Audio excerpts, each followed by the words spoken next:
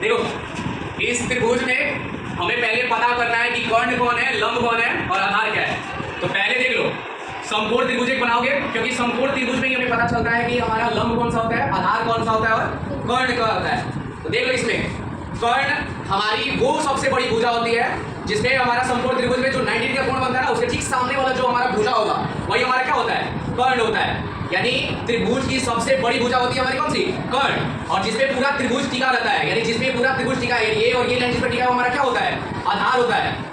और आधार पे जो परपेंडिकुलर है यानी जो लंब डला होता है वो हमारा क्या होता है, लंब होता है। तो यहाँ से हम इसको पता करेंगे कि कौन कर्ण है, कौन लंब है और कौन आधार है। तो अभी बताया देगा कि कर्ण क्या होता है, सबसे त्रिभुज की सबसे बड़ी भुजा जो होती है वो क्या होती है, हमारी कर्ण होती है। तो इनमें सबसे बड़ी भुजा कौन सी है हमारी, 26 है ना, 26 है ना, तो ये हमारा क्या बन जाएगा, कर्ण। इसके पहले हम समझाए थे ना कि पाइथागोरस प्रमेय से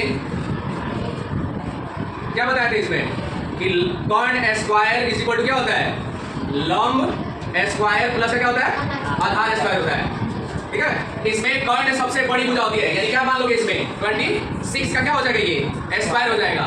और लंब हमारा क्या होगा, इसमें से कोई भी ले लोगे क्योंकि आधार सबसे छोटी भुजा होती है, जो भी हमारा आधार होता है वो सबसे छोटी भुजा। तो सबसे छोटी भुजा इसमें क्या है हमारा 10 है, तो 10 का क्या हो जाएगा स्क्वायर। और ये हमारा क्या हो जाएगा, लंब हो जाएगा, लंब सॉरी आधार होगा हमारा 10 और लंब कितना हो जाएगा 24 हो जाएगा। अब इसका स्क्वायर बताया था कितना होता है, 26 का स्क्वायर 676 और 24 का स्क्वायर कितना होता 576 प्लस 10 का स्क्वायर का मतलब कितना हो जाएगा, 10 को 10 से बराबर कितना हो जाएगा, ये 100 हो जाएगा। तो ये 676 वैसे रहने दो, 576 में 100 जोड़ोगे कितना हो जाएगा, ये 676। यानी इसका दायां पक्ष और बायां पक्ष दोनों बराबर आ गया ना। तो जब ये दोनों बराबर आएगा तो इससे क्या होगा, हमारा देखेंगे कि ये जो कर्ण है इसका स्क्वायर जो किए हम वो हमारा लंब स्क्वायर और आधार स्क्वायर के अगर बराबर आएगा तो क्या करोगे, यहाँ देखेंगे कि कर्ण जो है उसके ठीक सामने आओगे, यानी इस भुजा के सामने वाला कोण जहां बन रहा होगा वही हमारा क्या बन जाएगा, 90 डिग्री बनेगा।